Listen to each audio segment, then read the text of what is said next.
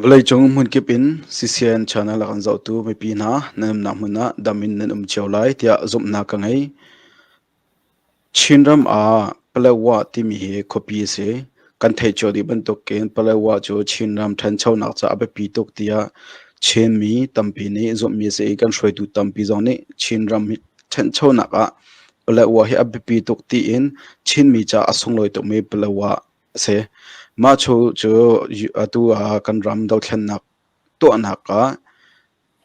Arakan Army timini palawa mun cheu khat mun ma an lake oknak an ngai chuwe bantuk chem in palawa ram chung lila a amma CDF palawa lila zong ni oknak shroinak an ngai ve e tuzan chana hin chu palawa chung I shroinak panni ummi tanga atam do in van in ro kan du mi chu AA timi Arakan Army chu Arakan Army ni an oknak mun ma le kam deu kha salai Arakan Army team itu kan in pass mi rakhain ram I rakap an sana anmani AA ni atua chon palawa mun tampia khan oknak an shroi an ngai chang Arakan Army a shroi big tu na thun met nai ni khan kan ma si sian zong ni alwan cha kum li kum nga lew an thiw kan nak to lewa palawa chu chinram chin mi ta asiti khan arak chim kama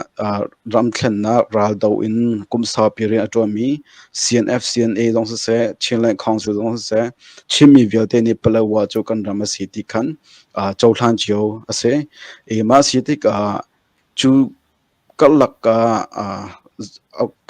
harna atong mi dong se ma chon thledan nak te ma chon adang in that nak lai zong in aum khomi kha tampi ma cha chon tu zan changa chon Arakan Army ni an oknak palawa kan chinram mun cheu khat khwa asami kan chin mi phun zong sa na se khika oknak tangi khwa asami vialte na zaida an lo na SSC World Cup tang he aidan nak na mo ze bu na dai dan thledan nak na an tong mo an har mo ani tin an kho sak ton tuk nak a zaida an lo cheu na ti mi kha tu zana bero nak kan ngei lai I tu zan kan bero na dinga kam ven som mi hi ka hin chon journalist tilong khan amina kam van lang talai ani he pumpa khom himnak security te ma cha khan phandau nak ronga khan amui kam van lang talai lo ma chun amin zong kha kam van lang talai lo cha arwa azia na kan thiam na den khan kam ne som na tu leo cho kan ram boi tuk leo si cha zalong te in thongpang an lak kho nak ding le zalong te in an rian an tron kho nak ding kha kan cha tu ban token amui kha amui le amin kam van thu nak se tu zan chana hin kan bro ding mi he call hol in salai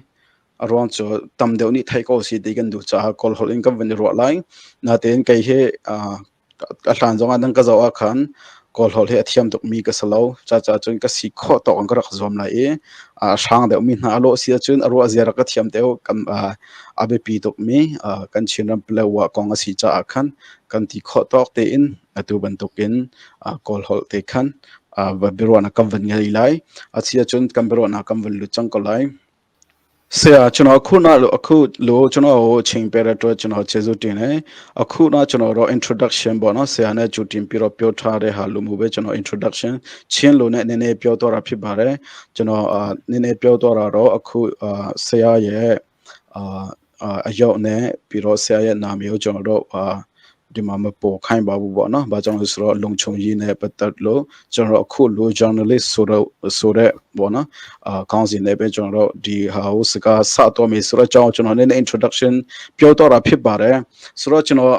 se ya le chang pyo tha pi de lo bo no chang me ma lo chu sa pi ro chang pyo to ba me ara na me ra ri shi lo shin chang de chat pian pyo khai lai bo no akhu lo ching pe re to chang chezu tin ba re pi ro da suno pathama me khun ne ne bo no chano ti china palawa bo no palawa ma ne thain de lu u yi bo no akhu lo se ben bo no ben yaw lo shi le bo no below lo shi le eri the ma di chano ti lo bo no Arakan Army so that Arakan Army control re ne ya shi de piro CDF palawa control re ne ya shi de eri Arakan Army control re bono data rima lua ben yaw lo shi le piro CDF palawaria control ne ama yo lua ben yaw lo shi le percentage ane ne yo below lo aragan army ya pla ko control ne le sura ha ne chno de chalo di ka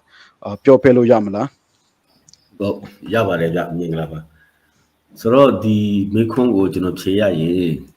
chno lo lo se ka ro di lu yi ko ati cha di sayin kauk tha nai de asit ma lo ma shi bu da ba me 2020ရဲ့လူကြီးစင်းကိုအခြေခံပြီးတော့ကျွန်တော်ခံမှန်းပြီးတော့ကျွန်တော်ပြောလို့ရပါတယ်ဒီကျွန်တော်တို့ player ရဲ့အနေအထားကဒီစောစောကဆရာပြောတဲ့ထဲမှာလည်းပါတယ်ဒီ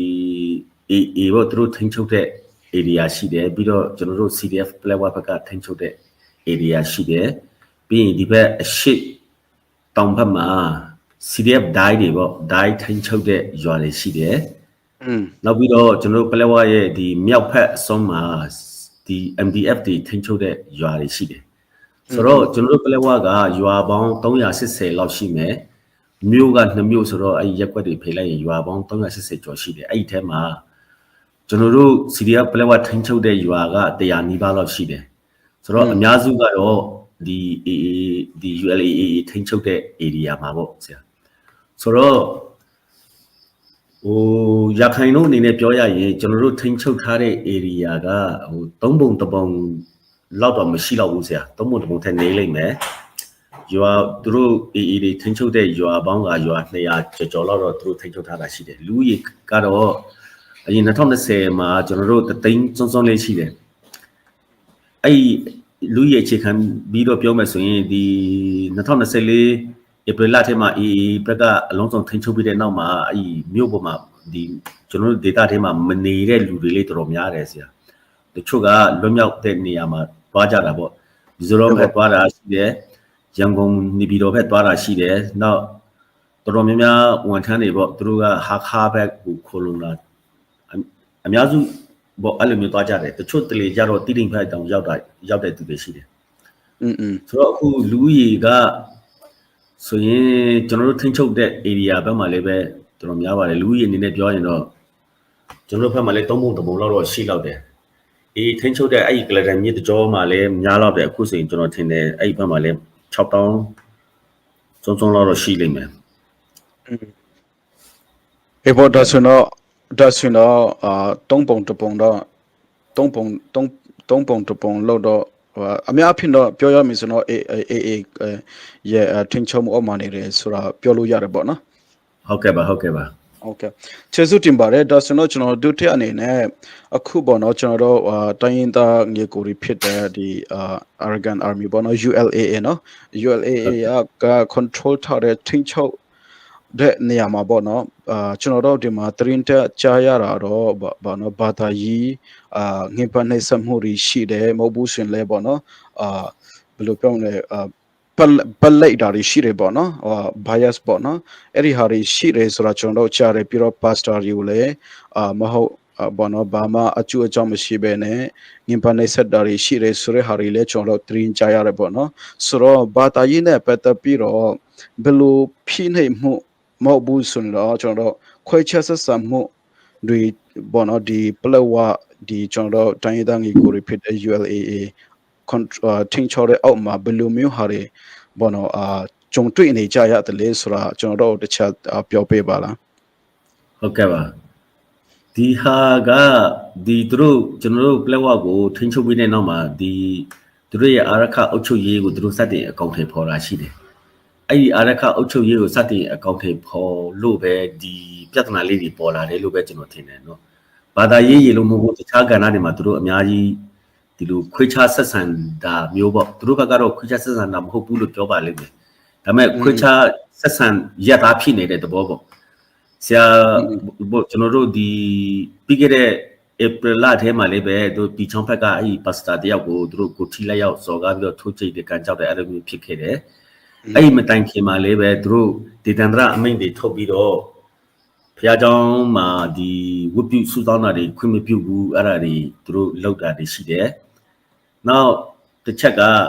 ခီးတွားလာတဲ့အခါမှာပါစတာတွေကိုလည်းပဲသူတို့ကန့်တက်တာတွေရှိတယ်ဘယ်နှစ်ရက်ကြာမှလဲဘယ်သွားမှလဲဘယ်နေ့ပြန်လာမှလဲအဲ့လိုမျိုးကန့်တက်တာတွေအများကြီးလောက်တာရှိတယ် ဆိုတော့ဘာကြောင့်အဲ့လိုလုပ်တယ်လဲလို့မေးရင်သူတို့ဒီ CDF ပလက်ဝအပေါ်မှာသူတို့ရဲ့အမြင်သဘောထားနဲ့ကျွန်တော်တို့ CNA အပေါ်မှာသူတို့ရဲ့အမြင်သဘောထားကဒီတိုင်းသားလက်နက်ကိုင်ချင်းချင်းဆိုတဲ့ဟာမျိုးထက်ရန်သူပုံစံမျိုးသူတို့ဆက်ဆံနေတယ်အဲ့လိုမျိုးသဘောထားတာဖြစ်ပါလိမ့်မယ်ဆိုတော့ကျွန်တော်ကဘေးနေရာမှာဒီလိုလူခွင့်ရေးချုပ်ဖောက်မှုတွေရှိတယ်ဗတာရေးလက်ကွက်မှုတွေရှိတယ်ဆိုတာကိုကျွန်တော်တို့အနေနဲ့ကတိတိကျကျဒီသူတေသနာတွေပါတွေလုပ်ပြီးတော့မှတ်တမ်းတင်ထားနိုင်တဲ့အဆင့်တော့ကျွန်တော်တို့မရှိဘူးဒါပေမဲ့ကျွန်တော်တို့ချင်း society ဘက်ကဥဆောင်တဲ့ CHRO တို့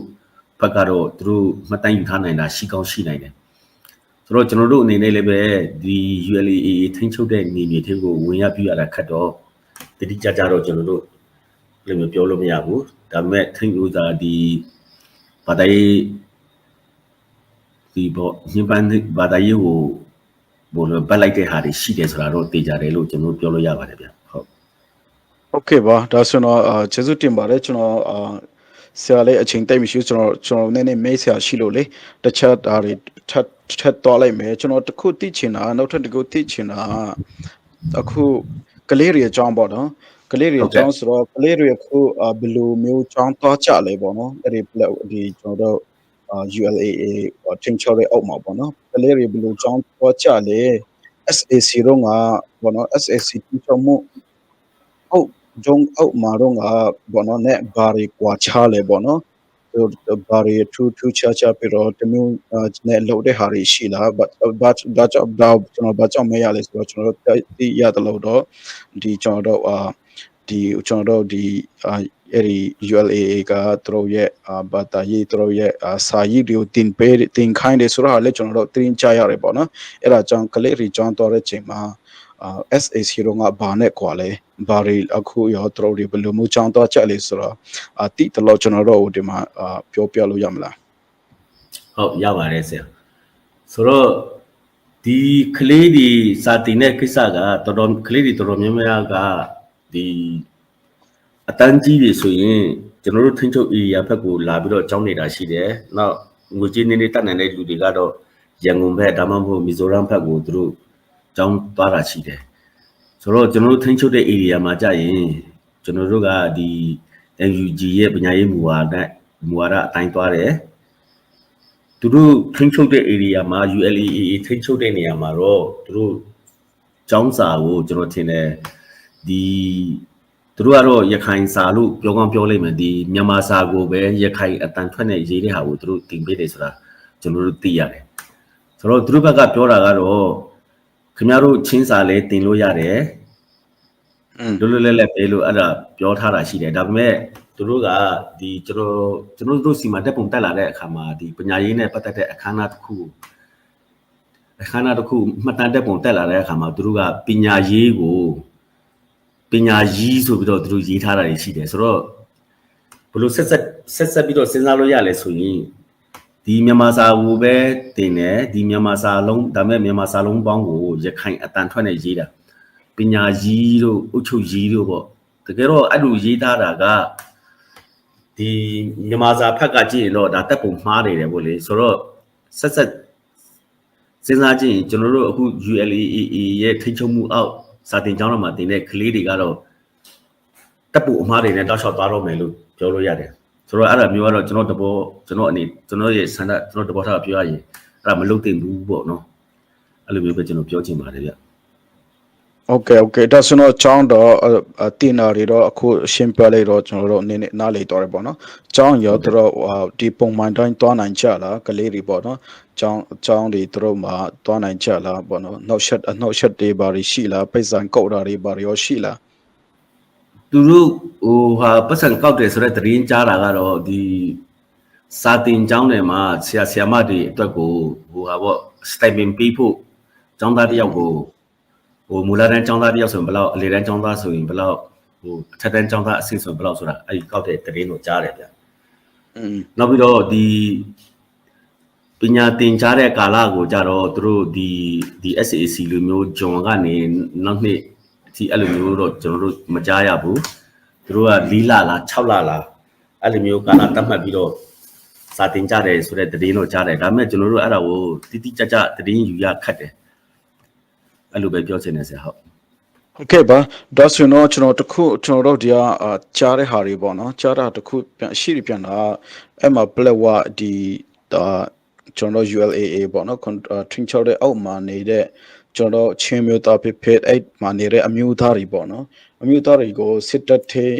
အတင်းအဓမ္မပေါ့နော်စစ်မှုထမ်းဖို့ခေါ်တယ်လို့ကျွန်တော်ကြားတယ်အဲ့ဒါရောမှန်ပါသလားမှန်တယ်ဗျအဲ့ဒါမှန်တယ်သူတို့ကျွန်တော်တို့ဒီဒေတာခံကချင်းကျွန်တော်တို့ချင်းမျိုးတွေစုထဲမှာပလက်ဝမှာလူကြီးအများဆုံးကတော့ခူမီတွေပေါ့လေဒီစောနာပြောသလိုဒီဖက်အရှင်းမြောက်အရှင်းတောင်ဖက်မှာဟိုဟာရှိတယ်ဒိုင်းတွေရှိတယ်လေးတူတွေရှိတယ်နောက်ကျွန်တော်တို့မြောက်ဖက်မှာဆိုရင်မရာတွေရှိတယ်ဆိုတော့အဓိကကတော့ဒီကလဒမီတဂျောတွေကသူတို့ထင်းချုံမှုအောက်မှာရှိတဲ့ခူမီချင်းအဲ့လူငယ်တွေကိုတော့သူတို့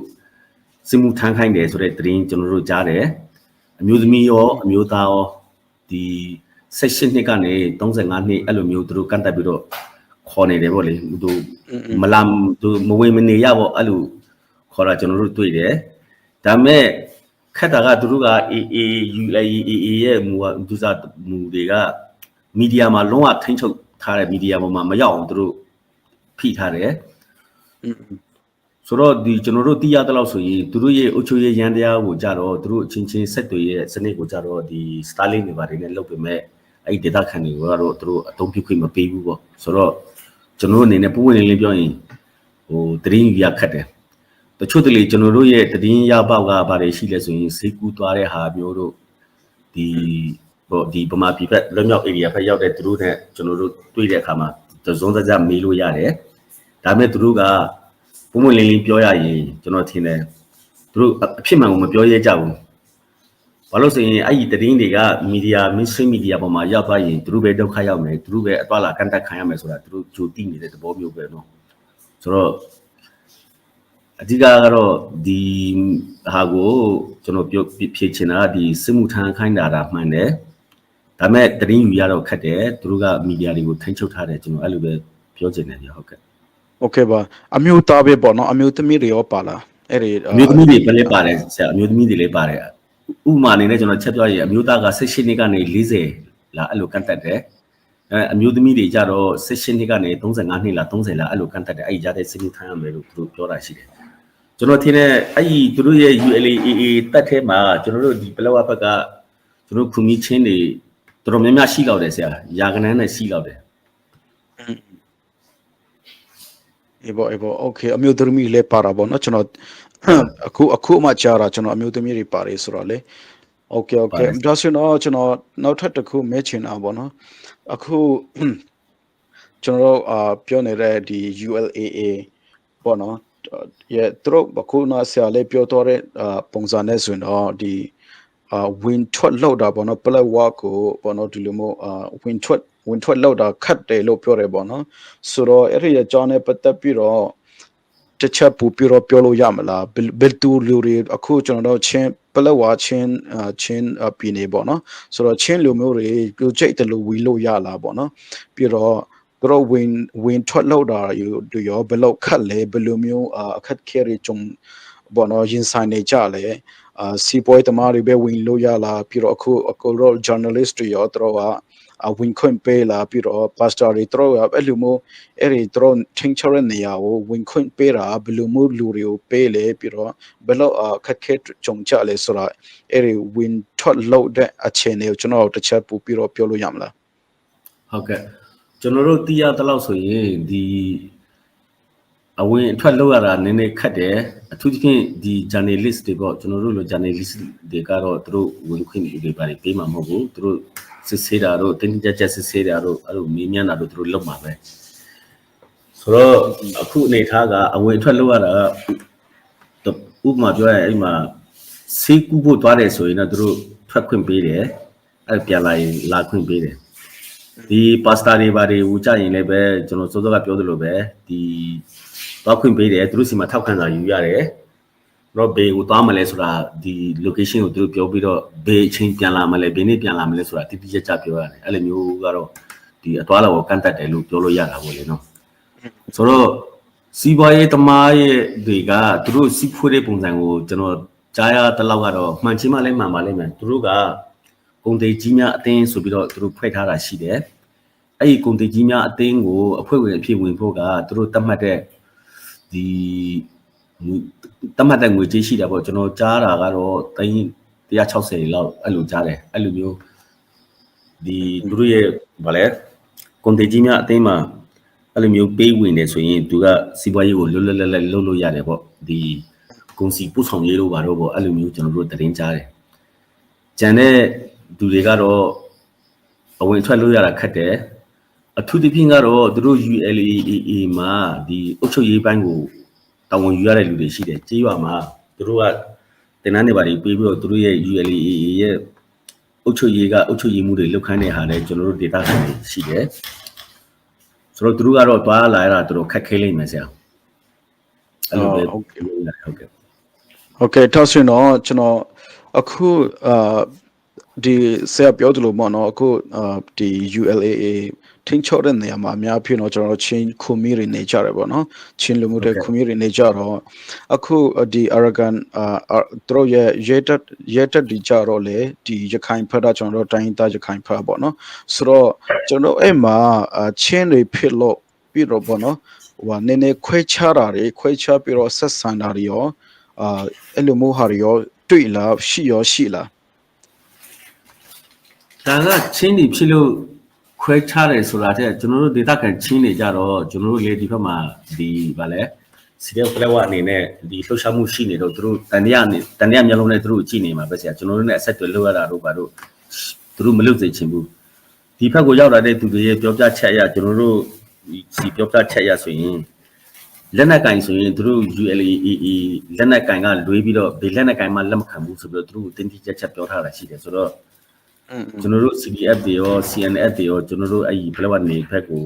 ဝင်လာတော့နောက်ပြီးတော့တချို့ကျွန်တော်တို့ဒီတိုက်ရပုံငွေတွေဗါတွေကျွန်တော်တို့ဟန်နဲ့ကောက်တာတွေရှိတယ်အဲ့ဒါမျိုးတွေကိုသူတို့အရင်တင်းချက်ထိချုပ်ထားတယ်တချို့ဆိုရင်တန်တရားနဲ့ဖန်ဆီးခံရတာတွေဗါတွေရှိတယ်ဆရာအဲ့လိုမျိုးပေါ့ဒီဟာတွေကလူမျိုးပေါ်အခြေမခံဘူးဆိုပေမဲ့လည်းပဲလူမျိုးပေါ်အခြေခံတယ်လို့ပြောလို့ရတာပေါ့လေနော်ဟုတ်ကဲ့ပါဒါဆိုရင်တော့လေအခုကျွန်တော်တို့ဒီရခိုင်တက်မတော်ရဲ့ထိန်းချုပ်မှုပေါ့နော်အောက်မှာပြည်သူများကြုံတွေ့နေရတဲ့အခုအခြေအနေပေါ့နော်နဲ့ရခိုင်နာကထိန်းချုပ်မထိန်းချုပ်ခင် SAC တော့ထိန်းချုပ်တော့ကပြည်သူလူထုတွေရဲ့ပေါ့နော်နေပုံထိုင်ပုံတွေဘာပေါ့နော်အကွဲခြားဆုံးဖြစ်နေဒီတွေ့ရတာရှိလားဘောနော်ဒီ AA နဲ့ SAC နဲ့နှိုင်းယှဉ်လိုက်မယ်ဆိုတော့ဘောနော်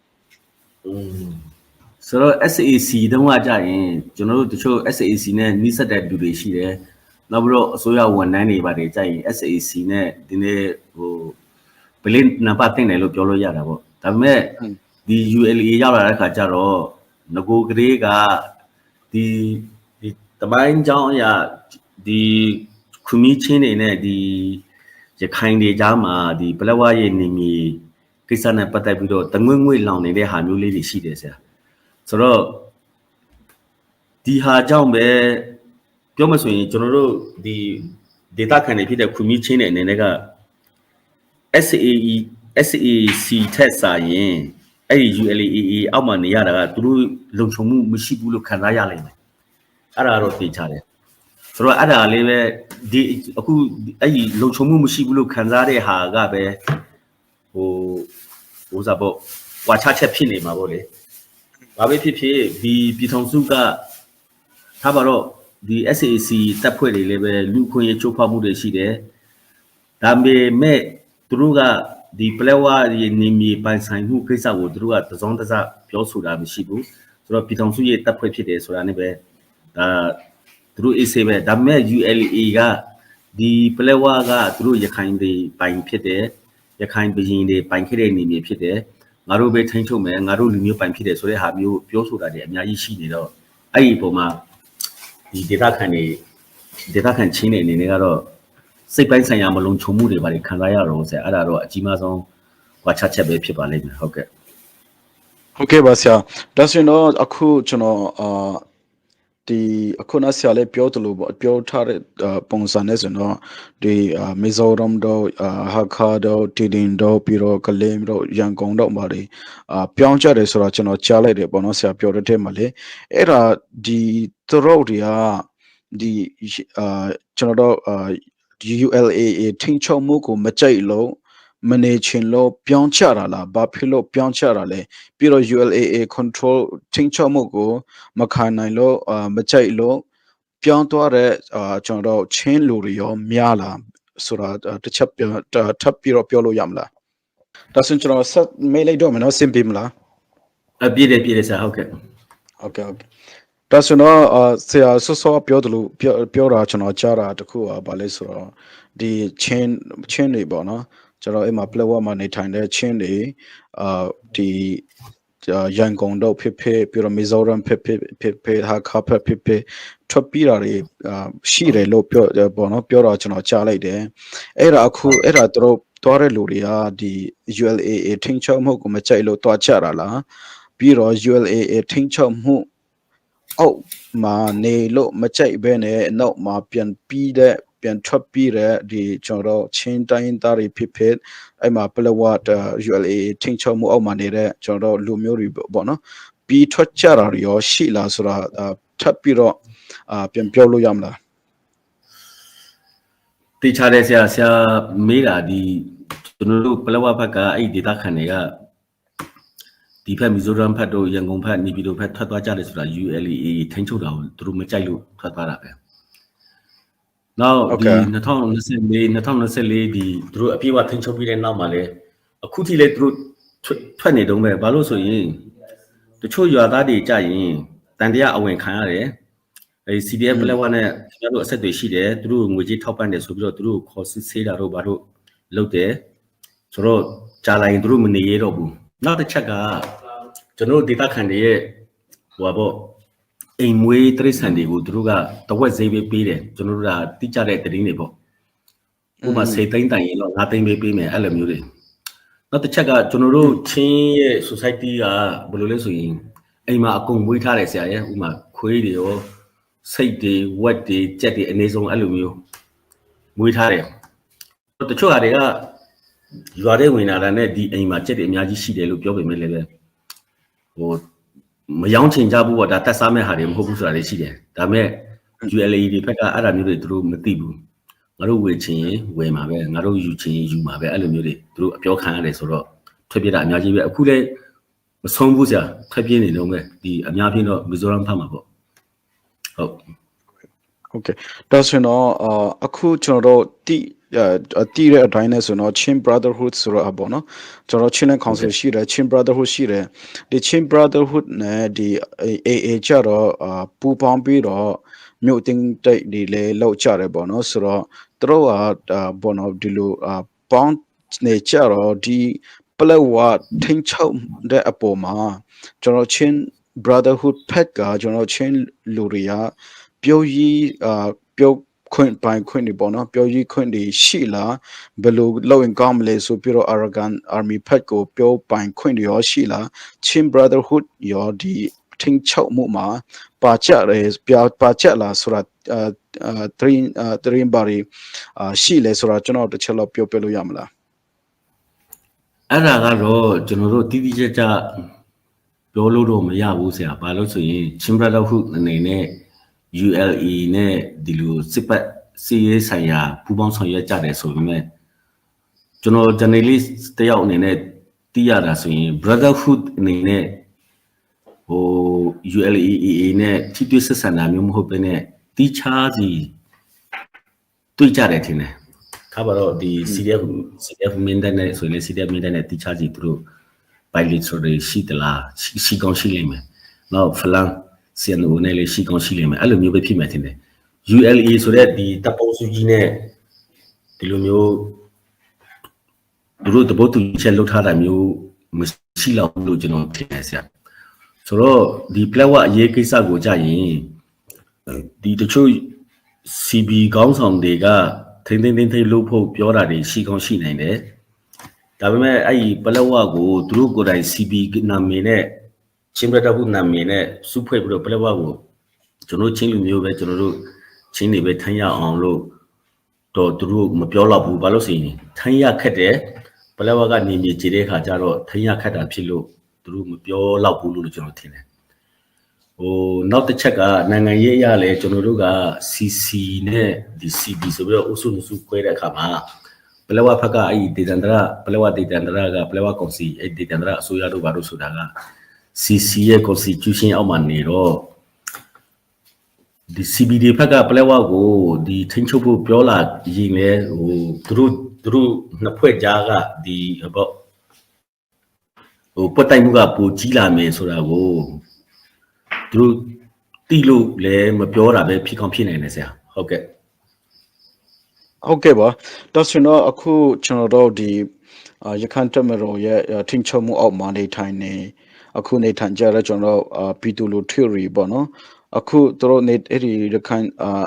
တပ်မတော်ထင်ချုံမှုအောက်မှာနေထိုင်နေတဲ့ချိန်မှာပြည်သူတွေကဘာကိုအလိုချင်းဆုံးဖြစ်လေလို့တရင်ကြရလဲပေါ့နော်ဘာယူတို့မျောလင့်နေတာလဲကျွန်တော်နိုင်ငံကြီးတို့လက်ဖို့ပဲမျောလင့်တာလားမဟုတ်ဘူးဆိုတော့ကျွန်တော်ချင်းပြည်နယ်ဆိုတော့ချင်းတွေကဟိုထိန်းချုပ်တော့တော့မျောလင့်တာဘာကိုအမျောလင့်ဆုံးလဲဘာကိုပေါ့နော်တောင်းတဆုံးလေလို့မြင်ရပါတယ်လေဟုတ်ဒီဘက်မှာရောက်လာကြတဲ့ဒီဒေသခံတွေကတော့ဘာဖြစ်ဖြစ်ကိုလူမျိုးကထိန်းချုပ်တာကိုပိုလူချင်ကြတာပေါ့အဲ့ဒီမှာအဲ့လူတယောက်ကျွန်တော်ဥပမာနည်းနည်းပြောတာအရင်တော့ကဟိုပါပေါ့ရှေထိုးသားတယောက်ကိုဆောင်းရဒီမှာရေထဲမှာတညလုံးစိန်နိုင်ရင်ဗာပြီးမယ်ညာပြီးမယ်ဆိုတဲ့ပုံပြင်ရှိတယ်ပေါ့လေဆိုတဲ့ခါကျတော့သူကရေထဲမှာစိန်တယ်ဒါပေမဲ့ထားပါတော့သူကအရှိဘက်ကမ်းမှာစိန်နေဆိုရင်အနောက်ဘက်ကမ်းဘက်မှာသူ့အမေကမီးဖို့ပေးတယ်ပေါ့လေဆိုတော့ကျတော့အဲ့မီးဖို့တဲ့အပူတက်ကသူ့စီကိုမရောက်တာတော့တေချာတယ်ဒါပေမဲ့သူ့အမေမီးဖို့ပေးတယ်ဆိုတဲ့စိတ်ကသူ့ကိုလုံခြုံမှုပေးတယ်အဲ့လိုမျိုးသူပြောတယ်သူတို့ပြောပြတာဆိုတော့ဒီပလက်ဝဒေတာကိုထိန်းချုပ်တဲ့သူကကျွန်တော်တို့ချင်းတပ်ဖွဲ့တွေဖြစ်နေခဲ့တယ်ဆိုပါဦးဒီ ULAA လူမျိုးပဲသူတို့အပေါ်မှာဒီစစ်ရဲ့တဘောအရသူတို့ကိုထိခိုက်မှုတွေရှိတယ်ဆိုရင်တော့မှကိုလူမျိုးတပ်ဖွဲ့ဆိုတဲ့ဟာနဲ့သူအပြန်လန်သူဒီလိုကောင်တာလုပ်လို့ရတယ်လေပြောလို့ရတယ်နင်တို့ကကိုလူမျိုးချင်းတော့မှအဲ့လိုလုပ်သလားအဲ့လိုမျိုးပြောလို့ရတာကိုသူအဲ့လိုမျိုးဥမာပေးတယ်ဆိုတော့တေးချတဲ့သူတို့ကကိုချင်းတပ်ဖွဲ့တစ်ခုခုကထိန်းချုပ်တာတော့သူတို့အလိုချင်းဆုံးပဲဖြစ်မှာအခုဆိုရင်သူတို့မပြောကြဘူးပေါ့လေနော်အဲ့လိုမျိုးပေါ့โอเคဒါဆိုတော့ကျွန်တော်တို့ဆော့ဆော့တော့မှာလဲကျွန်တော်ကျွန်တော်တို့ပြောတဲ့ဟာဗာလဲဆိုတော့ CDF ပလဝကနည်းနည်းထိန်းချုပ်တဲ့ဟာတွေရှိရပေါ့နော်ပလဝထဲပါပဲလေအများအပြားဒီရခိုင်ဖက်တာပြီးတော့ဒုတိယကျတော့ CDF ပလဝလူမျိုးဖြစ်တော့ဒီ CDF ပလဝနဲ့ Arakan Army ပေါ့နော်သူတို့ဘယ်လို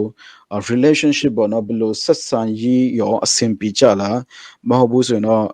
ခုမေတို့မေအလိုမျိုးနဲ့ပဲတို့ဘယ်လိုတို့ရဆက်ဆံရေးကိုကျွန်တော်တစ်ချက်လောက်ဆွေးနွေးပေးလို့ရမလားသူတို့ကကျွန်တော်သိရတော့ဆိုရင်ဒီလိုမျိုးစီရေးနဲ့ပတ်သက်ပြီးတော့ပူပေါင်းဆောင်ရွက်တာမျိုးတို့ဘာလို့ထီတော့ကျွန်တော်မမြင်ဘူးသူမြေကိုမြေတိချနေမယ်လောလောဆယ်ကတော့အဲ့ဒီစီတဲ့ပလက်ဝတဲ့ဘက်ကလည်းသူတို့ထိန်းချုပ်တဲ့နေမြေ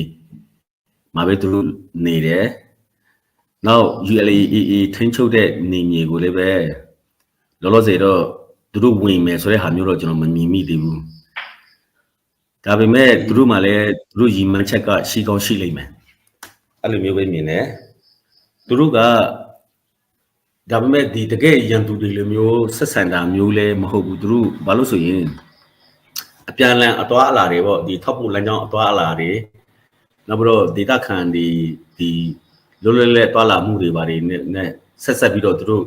တွစ်ဆုံမှုတွေလုပ်တယ်ဆိုတဲ့သတင်းတော့ကြားတယ်ဒါပေမဲ့ဘာတွေဆွေးနွေးခဲ့တယ်လဲဘာညာဆိုတာကတော့နှစ်ဖက်စလုံးကအပြင်ကိုမထုတ်ဘူးပေါ့အဲ့လိုမျိုးပဲပြောလို့ရတယ်ဆရာဟုတ်ကဲ့โอเคပါပေါ့နော်ဒါဆိုတော့ကျွန်တော်တို့ဒီဘယ်လိုမျိုးပဲဖြစ်လူကဘာမှပေါ့နော်ကိုထင်တာတွေကိုတွေ့တာမတူကြဘူးဆိုတော့ဒီကျွန်တော်တို့နည်းနည်းကြားတာတော့ဒီပလက်ဝအခုကျွန်တော်တို့ဒီရခိုင်တပ်မတော်ကထင်းချောက်နေတဲ့နေရာမှာနေထိုင်တဲ့ပြည်သူလူထုတချို့လူတွေဆိုတော့ဘာပဲဖြစ်ကျွန်တော်တို့ဟွာပေါ့နော်ဒီအစိုးရ SAC main online ka ting chau da that choro tain ta chin phit da choro chin ni ma ting chau in dong tain ta phit da di ULAA ting chau da pu pi ro အဆင်ပြေတဲ့နောက်ဆုံးမှာတော့ကျွန်တော်တို့စကားပြောပြီးတော့ကျွန်တော်ချင်းနေလက်ထက်မှာပဲဒီကျွန်တော်တို့တိုင်းကျွန်တော်တို့ငွေကိုဖိတဲ့ရခိုင်တိုင်းသားတွေကလည်းတပ်မတော်တွေကလည်းပြန်ထွက်တော့မှာပါအချိန်ပြီးလို့ရှိရင်ဆိုတော့အတွဲခေါ်ချက်ရှိတဲ့ပြည်သူလူထုတွေတွဲချော်တွဲဘောနော်အဲ့လိုမျိုးတွဲတဲ့လူတွေရဲ့ဘောနော်သူတို့ရဲ့အမင်းရောအဲ့ဒါလူအများကြီးစီမှာရှိလားဆရာတို့ဒီ train ထုတ်လုပ်နေတဲ့ချိန်မှာအဲ့ဒီဟာရောကြားရသလားဒါကတော့ရှိကောင်းရှိနိုင်တယ်ဆရာဒါပေမဲ့လူအများကြီးတော့မဖြစ်နိုင်ဘူးဘာလို့ဆိုရင်ဘာကိုကျွန်တော်တို့ပြောလို့ရလဲဆိုရင်ထားပါတော့ तू ကနည်းနည်းပါးပါလှုပ်တာကင်တာရှိမယ် तू လှုပ်ချင်တဲ့စီးပွားရေးလေးနည်းနည်းပါးပါလှုပ်လို့ရှိမယ်အဲ့ဒီပုံမှာပဲအခြေခံလိမ့်မယ်ဟို ULAA တွေနဲ့ဆက်ဆံရေးကောင်းပြီးတော့တာဝန်ရှိတဲ့လူတွေနဲ့ဒီပုဂ္ဂိုလ်ရေးရဆက်ဆံရေးကောင်းပြီးတော့ तू ဟိုလှုပ်တာကင်တာရှိတဲ့လူဆိုရင်အဲ့လိုပြောကောင်းပြောလို့မယ်ဒါပေမဲ့တော်တော်နေပါတယ်နေတယ်ဆိုတာနည်းနည်းလေးပဲဖြစ်မှာအဲ့ဒါမျိုးတွေကသူကိုယ်တိုင်ဝင်လည်းပဲစိတ်ထဲကတော့အဲ့လိုသူပါဇက်ကပြောပြီးပဲစိတ်ထဲမှာတော့ ULAA တွေသူတပါလူမျိုးရဲ့အောက်မှာနေရတယ်ဆိုတဲ့ခံစားချက်နဲ့တော့သူလည်းဟိုပျော်ရွှင်နေမှာတော့မဟုတ်ဘူးကျွန်တော်အဲ့လိုပဲမြင်တယ်โอเคဘာတော့စနော်ဟိုဆရာလေးတိမှာဘာကျွန်တော်တော့နော်ချင်းအမျိုးသမီးတွေတချို့တွေကိုသူတို့ဒီရခိုင်တက်မတော်တချို့တွေကဘောနော်ဟို rate လို့ပြောတယ်ဘောနော်ကျွန်တော်မြန်မာလိုတော့တိတ်မပြောတတ်ဘူးအဲ့ဒါမဟုတ်တဲ့ဟာတွေလောက်တဲ့ case ဒီရောသူတို့အခုဘေးအခြေအနေရောက်ပြီးလဲဟိုဘောနော် accountability ဆိုတဲ့ဟာတွေရောသူတို့ရှိလာပဲဒီကျွန်တော်ရခိုင်တက်မတော်ဘက်ကအဲ့ဒီမဟုတ်တဲ့ဟာလောက်တဲ့လူသူတို့ရတက်သားတွေရောဘယ်လိုမျိုးဒန်ဒီပေးလေဘာအဲ့ဒါဘာထူချတဲ့လေဒီဟာကကျွန်တော်တို့စောင့်ကြည့်ရတဲ့လောက်ဆိုရင်ကျွန်တော်တို့သိတဲ့ case တွေကဒီကြီးမားမားကျွန်တော်တို့တင်ရထားတာနှစ်ခုသုံးခုလောက်ရှိတယ်ပေါ့နောက်ဆုံးကတော့ဒီစင်းစင်းကဒီအမျိုးသမီးတယောက်ကိုသူတို့ rape လုပ်တယ်သူတို့ဒီခိုင်ဒုက္ခကိုယ်တိုင်လည်းမီဒီယာပေါ်မှာသူဝန်ခံထားရတယ်ရှိတယ်ဒါပေမဲ့ဘယ်လိုအရေးယူတယ်လဲပါညာဆိုတာတော့ကျွန်တော်တို့ဆက်ပြီးတော့ကြည့်နေတော့မယ်ခုဒီဟိုကြမသိရသေးဘူးပေါ့နောက်မီဒီယာပေါ်မှာမရောက်တဲ့ case တစ်ခုကျွန်တော်တို့တည်ထားတာရှိတယ်ဒါပေမဲ့အဲ့ဒီအမျိုးသမီးကတော့ဆုံးသွားပြီပေါ့နော်ခလေးမွေးပြီးတော့ဆုံးသွားတယ်ဘာလို့ဆိုရင်သူတို့ကမီဒီယာပေါ်မှာမရောက်ရေးဘူးမီဒီယာပေါ်မှာမရောက်ရေးဘူးဆိုတာကကျွန်တော်တို့သတင်းထောက်တွေကိုလည်းသူတို့ကအပြစ်မြင်တယ်ဒေတာခန်တွေကိုယ်တိုင်ကခင်ဗျားတို့ကအဲ့ဒီသတင်းသဘောရဖို့အတွက်ကိုသတင်းတော့မှန်ပါရဲ့သတင်းဒါပေမဲ့မီဒီယာပေါ်မှာရှောက်မတင်နဲ့ကျွန်တော်တို့ကဒီအေးအောက်မှာနေရတာပို့ပြီးတော့ကြက်တီးတယ်အမအဲ့လောက်ထိတော့ပြောတယ်နောက်တစ်ချက်ကဟိုအေးတောင်ဝန်ရှိတဲ့လူကိုယ်တိုင်လည်းပဲဒီကိစ္စကမီဒီယာဒီကိစ္စတာမီဒီယာပေါ်ရောက်သွားကြည့်လိုက်ရောက်ရင်ခင်ဗျားဘက်ကဒီသတင်းထွက်တာပဲဆိုတော့ခင်ဗျားဒီထက်ဟိုအနေထိုင်ကြက်သွားမယ်ဘာညာအဲ့လိုချိန်ထောက်တာတွေရှိတယ်အဲ့ဒါတော့တကယ်ကျွန်တော်ပြောတဲ့ဟာဟိုလီစီပြီးပြောတာမဟုတ်ဘူးအဲ့ဒါတကယ်အဖြစ်ပြပဲဆိုတော့အဲ့ဒီ rape ခံရတဲ့အမျိုးသမီးတွေနဲ့ကျွန်တော်တို့ကကိုယ်တိုင်တွေ့ချင်တယ်သူတို့ရဲ့ဒီခံစားရတဲ့ဟာကို mental resilience တို့ဘာလို့ကျွန်တော်တို့ဒီအဆက်တွေတဲ့ကျွမ်းကျင်တဲ့လူတွေနဲ့ထားချင်တယ်ဒါပေမဲ့ကျွန်တော်လည်းမရောက်နိုင်ဘူးနောက်တစ်ချက်ကကျွန်တော်တို့သိရတဲ့ case ကတော်တော်နေသေးတယ်လို့ကျွန်တော်တို့ထင်တယ်ကျွန်တော်တို့မသိလိုက်ရတဲ့ case တွေအများကြီးဖြစ်မှာဥပမာအနေနဲ့ပြောရရင်ဒီတောင်းလောင်းပြိုင်လူတက်မှုကိစ္စကကျွန်တော်တို့တည်င်းရဖို့အတွက်ကိုတလကြော်ကြတယ်အဲ့ဒီတလကြော်ကြမှာပဲသိတယ်သူတို့ဒေတာခံကိုယ်တိုင်ကဖုံးထားတာကျွန်တော်တို့သိမှာစိုးလို့အဲ့လိုမျိုးဖြစ်သွားတာဆရာတော်တော့မလွယ်ဘူးကျွန်တော်တို့ဘယ်လောက်အနေထားကဟုတ်ကဲ့ပါဒါဆိုတော့ဆရာကျွန်တော်အချိန်လေးတွားနေပြီဆိုတော့လေနောက်ဆုံးအနေနဲ့ပေါ့နော်ကျွန်တော်တခုမေးပြီးတော့ကျွန်တော်အဲ့ဒီဖြီပြီးမှဆရာကျွန်တော်မမေးတဲ့ထဲကနေကျွန်တော်တို့ချင်းပြည်သူလူထုတွေပေါ့နော်ဖြစ်ကျွန်တော်တို့ဒီမှာ CCN ကိုနားထောင်တဲ့ကျွန်တော်တို့မြန်မာလူနားထောင်တဲ့ပြည်သူလူထုတွေအကုန်လုံးကတိစေချင်တဲ့ပေါ့နော်ဒီပလက်ဝအချောင်းဟိုလေစပ်ပြီးတော့ပြောပေးပေါ့နော်ကကျွန်တော်မမေးဖြစ်တဲ့ဟာထဲကပေါ့နော်ဆိုတော့ကျွန်တော်နောက်ဆုံးအနေလူမနဲ့မဲချင်တာဒီအခုကျွန်တော် introduction မှာလည်းပြောတော့တယ်ပလောက်ကကျွန်တော်ဒီပူချော်မှုကြီးထုံးမဲ့နိုင်ကိုတိုင်ကလည်း ချင်းလူတွေရဲ့ချင်းလူမျိုးတွေရဲ့နေရာချင်းပြည်နယ်လို့သူကိုယ်တိုင်ကျွန်တော် CCN နာစကားပြောတော့ငါသူကိုယ်တိုင်လည်းပြောဖူးတယ်ပြီးတော့ကျွန်တော် CNF ဖြစ်ကျွန်တော်ချင်းလက် council ဖြစ်ချင်းနဲ့ကောင်လုံးကပလက်ဝါကိုတော့ကျွန်တော်ချင်းလူမျိုးတွေရဲ့နေရာချင်းလူမျိုးမီဆိုတာကောင်လုံးလက်ခံတယ်ဘယ်လိုနည်းနဲ့ဖြစ်သွားပြီးတော့ဘယ်လိုနဲ့ကျွန်တော်တို့ဒီArakan Army อ่ะบ่เนาะပလဝတ်တချို့နေရာကို control ထိန်းချုပ်သွားတာလေဆိုတာဘယ်လိုပေါ့နော်တုံ့တက်မိပါတယ်လေဆိုတာကျွန်တော်နောက်ဆုံးဘတူအတာဝမချေလို့လေလို့ဘာပေါ့နော်ထင်လဲဆိုတာပေါ့နော်အဲ့ဒီအကြောင်းပြောပြီးမှကျွန်တော်ပြောသလိုပဲကျွန်တော်မေဖုမတိရတဲ့ရချင်းပြီးသူလူထိပိဒီမှာနာထောင်တဲ့လူတွေအကောင်လုံးပြီးသူလူထုတွေကဂျာတိစေချင်တဲ့ဟိုတရင်ဖြစ်တခုခုပေါ့နော်ပြောစရာနေကုန်းချအနေနဲ့လဲကျွန်တော်ကိုစပ်ပြီးတော့ပြောပေးပါဆိုတာတရားနဲ့ကျွန်တော်ပြောချင်ပါတယ်ဟုတ်အဲ့ဒီဟာကကျွန်တော်တို့လည်းဟိုအကိတ်ခတ်ပြီးတော့စောင့်ကြည့်နေတယ်ဗောလေနော်ဆရာတို့နဲ့ interview လုပ်တဲ့အချိန်မှာအဲ့ထွန်းမြတ်နိုင်ပြောတဲ့စကားဟုတ်တယ်ချင်းရိပ်မြေဖြစ်တယ်ဆိုတာသူတေချာပြောတယ်ဒါပေမဲ့ဒီ2024ဖိုက်ရောက်တဲ့အခါမှာသူမီဒီယာတစ်ခုနဲ့ပြောတဲ့အခါမှာသူတို့ရဲ့ဆုံးရှုံးသွားတဲ့ရခိုင်နေမြေဖြစ်တယ်ဆိုတာမျိုးကိုသူပြန်ပြီးတော့ဦးတည်လာတယ်ဆိုတဲ့အခါကျတော့ဒီပလက်ဝကိုAAကအဲ့လိုထိန်းချုပ်သွားနိုင်တဲ့ဟာကဘုသူစီမှာတာဝန်ရှိလဲလို့ပြောရင်တော့ကျွန်တော်တို့ချင်းတိုင်းမှာတာဝန်ရှိတယ်ပေါ့အဲ့လိုပြောလို့ရတယ်ကျွန်တော်တို့ချင်းတိုင်းမှာတာဝန်ရှိတယ်အဓိကကျွန်တော်တို့ချင်းတွေကအင်အားမစုစည်းနိုင်ခဲ့တဲ့အားပေါ့လေဆိုတော့ချင်းတိုင်းမှာတာဝန်ရှိတယ်လို့ပြောရင်ဒီရခိုင်နိုင်ငံရေးသမားတယောက်ပြောသလိုမျိုးပဲရိုးတာမန်လက်လို့လက်စားချင်းတယောက်ရှိမှတာဝန်ရှိတာနဲ့ဒီအင်အားတောင်းတင်းတဲ့အဖွဲ့အစည်းခေါင်းဆောင်စီမှာတာဝန်ရှိတာကတော့ဘယ်သူပါမလဲအင်အားတောင်းတင်းတဲ့အဖွဲ့အစည်းရဲ့ခေါင်းဆောင်စီမှာတော့ကိုတာဝန်ရှိတာပေါ့သူကဟိုကြည်ပြန့်နဲ့ဒီချင်းတစ်မျိုးသားလုံးကိုအင်အားစုစည်းနိုင်တဲ့ဟာမျိုးနဲ့သူနှလုံးသားကိုသူတို့ဒီနှလုံးသားတကားကိုအခြေကြီးဖွင့်ပြီးတော့အင်အားတိဆောက်ရမှာပေါ့လေအဲ့လိုမျိုးမလုပ်ခဲ့ဘူးလို့ကျွန်တော်မြင်တယ်ဒါကကျွန်တော်ပြချင်းမင်းကျွန်တော်အဲ့လိုပြောမှာပဲနောက်တစ်ချက်ကကျွန်တော်တို့ချင်းတွေကကိုမျိုးနေစုလိုက်တာနေလို့အင်အားနေသွားတာတကယ်တမ်းစူးစည်းနဲ့အများကြီးလဲစူးစည်းစရာလဲဟိုစားရာလုံးပြည့်တောင်မလို့သေးဘူးเนาะ80%လောက်စူးစည်းနိုင်တယ်ဆိုရင်ကျွန်တော်တို့ချင်းက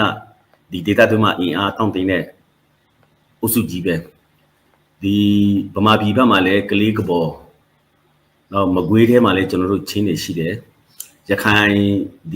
င်တောင်ပိုင်းလို့ခေါ်တာပေါ့အန်းလို့ဘာလို့ဆိုတာကျွန်တော်တို့ချင်းနေနေနေပဲဒီတလက်ချောင်းလို့ဘာလို့ချင်းနေအများကြီးနောက်စေတကောင်းတောင်တန်းဖက်မှာတောင်မှရှိသေးတယ်နောက်ဒီမှာဆိုရင်လေမီဇိုရမ်တို့မဏိပူတို့ဆိုတာကျွန်တော်တို့ချင်းနေအများကြီးပဲအခုကအဲ့လိုမျိုးနိုင်ငံတွေနဲ့ပိုင်းခြားခံရတဲ့ချင်းမျိုးတွေစုတွေကိုမစုနိုင်ဖို့နေတာ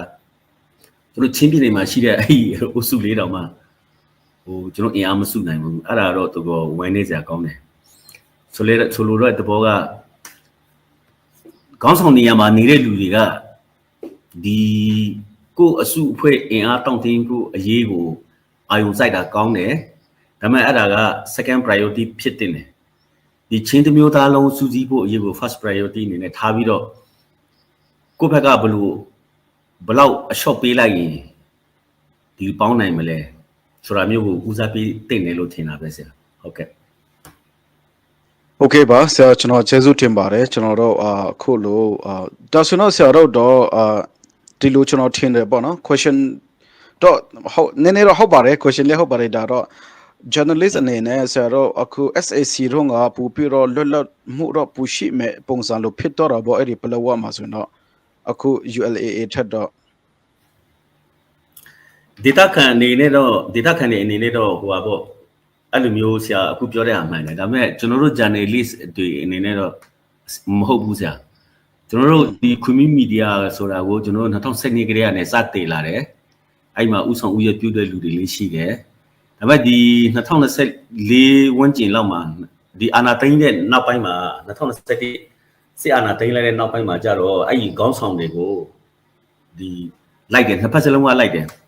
AA ဘက်ကလည်းလိုက်တယ် SAC ဘက်ကလည်းလိုက်တယ်အဲ့ဒါနဲ့ ဆရာခူမီမီဒီယာဆိုတာအခုကျွန်တော်ပလက်ဝမှာနေထိုင်တဲ့ခူမီမီဒီယာ group ဆိုတဲ့group ကိုပြောချင်တာပေါ့နော်တော်တော်ပြောချင်တာပေါ့နော်အဲ့ဒီခူမီမီဒီယာ group ဆိုတာ okay ဆိုတော့လိုက်တော့ကျွန်တော်တို့အဲ့ဒီ community media group ကိုဥဆောင်ပြီးတော့လုပ်နေတဲ့ကသူရှောင်ရတာပေါ့လေရှောင်တော့သူမိသားစုအထိကိုလိုက်လာတာတွေရှိတယ်အဲ့ဒါကြောင့်ကျွန်တော်ယာယီရန်နာလိုက်တာတွေရှိတယ်ယာယီရန်နာလိုက်တယ်ဒီဖက်ဒီ2024နှစ်ကုန်ခါနီးရောက်မှပဲကျွန်တော်တို့ဒီ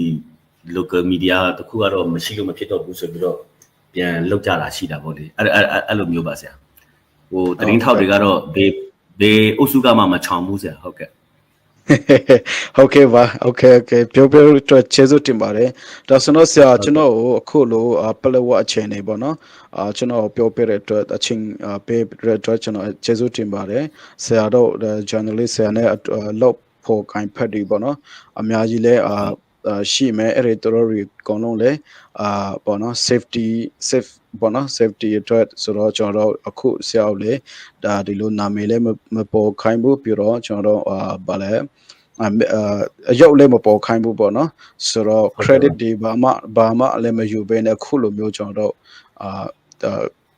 interview ခွင့်ပြတဲ့အတွက်ရန်ကျေးဇူးတင်နေဆိုတော့ကျွန်တော်ပြောချင်တယ်ပေါ့နော်နောက်မှလည်းချိန်ရှိလို့ရှိရင်ကျွန်တော်ဒီ flower အကြောင်းတွေကိုကျွန်တော်ဆက်ပြီးတော့ပြောတော့လိုက်ပါမယ်အခုတော့ကျွန်တော်ချင်းလို့နဲ့နောက်ဆုံးပေါ့နော်လုံနဲ့နည်းနည်းထပ်ပြောတော့လိုက်တော့မယ်နော်ဟုတ်ကဲ့ပါเสียจนอตุยเบียกันรวมีค่ะตัวนักกันชิมเป็นตุกินเปลวะกันมีพุนหารักกับตังอีขวาสามินหาอันดีรมันกองค่ะอาทามีจงเอาหมอมาจนจะเป็นตรงหาดาฮาร์สัตนักอันตองให้ที่ผมพายเตะกองกำวันอิรัวมีเสียเปลวะกองอ่ะตั้มปีเบรวนักสิเซียนนี่กำวันตัวละมังทุเป็นตุกินไทยนั่นดูมีแต่เต็มจงอ่ะไม่เลยจงอ่ะเบลนักแต่เต็มนั่นดูมีจงมาจนทางฝั่งนั้นไทยมีแต่เต็มจงอ่ะกันมากันอีเมลจงกัน Facebook จงอ่ะกันจะกดเตปกันเปิดเลยนักตัวขอเป็นกันสกาวที่มีแต่ต้องมาชิมก็ดูทุกอย่างจะนั่นบรอนักกันตลปีตัวทางฝั่งลาตัวเสียอามินเลยอามุยกันวันหลังตลอดอามาsafetyอามาหุ่มหิมนักจากกันรัวจากกันทุเป็นตัวกันมุยหลังเรามินหลังเรากันกันวันตัวมีเสียฮีกันวันรัวนักตั้มปีไทยก็นักชอบปี来ที่ซุมนักไงสิเซนท่าจากกันไปตัวนั้นดีลักชงกันล้อมหินหูวิดีโอกันต้องเท่าไหร่